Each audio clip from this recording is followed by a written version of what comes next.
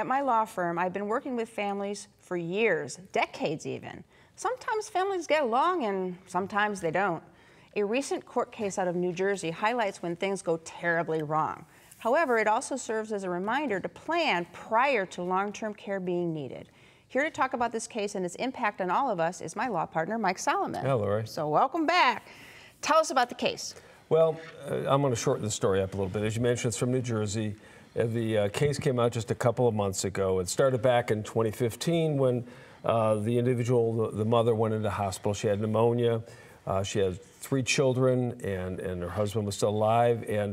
And she was in the hospital for whatever reason. The youngest son, the 3 children, the youngest brother, was the holder of the health care power of attorney. He made the medical decisions. And when the mother was released from the hospital, he decided it made more sense that she go in a nursing home rather than her go back to her own home. And then shortly later, the dad eventually moved over to the nursing home also. And there was a little disagreement there. The older son, the older brother who was out of town, he thought mom and dad should go home. The younger brother who was in town handling all this felt that it made more sense to the nursing home. And the sister was going back and forth. Wow. Okay, so why wasn't mom making the decision? Well, the case didn't give the details. I suspect the mom maybe had some,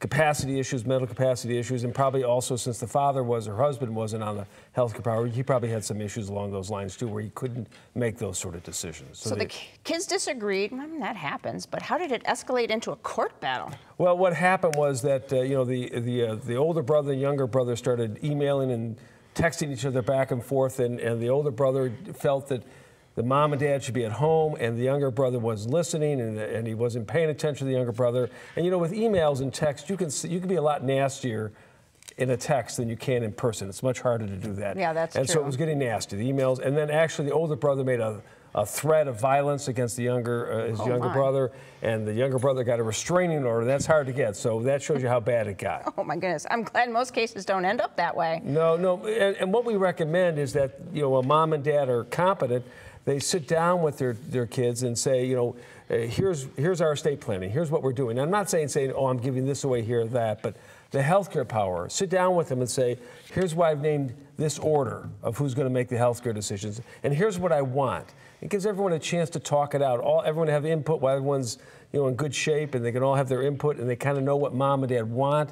So when bad things start happening, they have the time to make the right decisions that mom and dad would have wanted, rather than this battle between siblings on who's going to be the boss. Right, good advice. Okay. We always say there's no one-size-fits-all in estate planning. This case points out, though, that all families can benefit from talking about long-term care before it's needed and before it comes to fisticuffs. So for help with your discussion, you can attend seminars on estate planning and important documents you need that we'll be hosting this coming week. To learn more, use the number that's coming up next. Call Solomon, Steiner and Peck at 1-888-236-5173 for more information, or to schedule a speaker for your organization, or log on to www.ssnplaw.com.